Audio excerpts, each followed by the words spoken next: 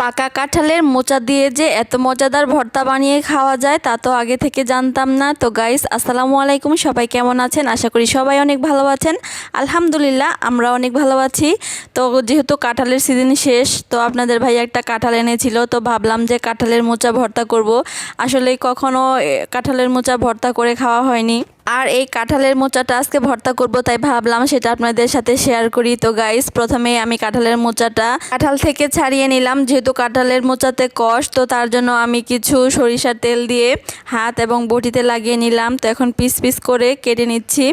আর এখন কিন্তু কাঁঠালের মোচার উপরের অংশটা ছিলে নিতে হবে। তো আমার এখন সবগুলো ঝুলানো হয়ে গেছে, এখন আমি পিস পিস করে কেটে নিচ্ছি। তো গাইস, দেখতে কিন্তু কচুর মতো দেখা যাচ্ছে, লম্বা লম্বা কচুগুলো যে থাকে ঠিক দেখতে সেই রকমই। তো এখন ভালো করে ধুয়ে নিচ্ছি, আর ধোয়ার পরে কিন্তু সিদ্ধ দিয়ে দিব। তো ফুটন্ত গরম পানিতে এখন আমি কাঁঠালের মোচাগুলো দিয়ে দিচ্ছি।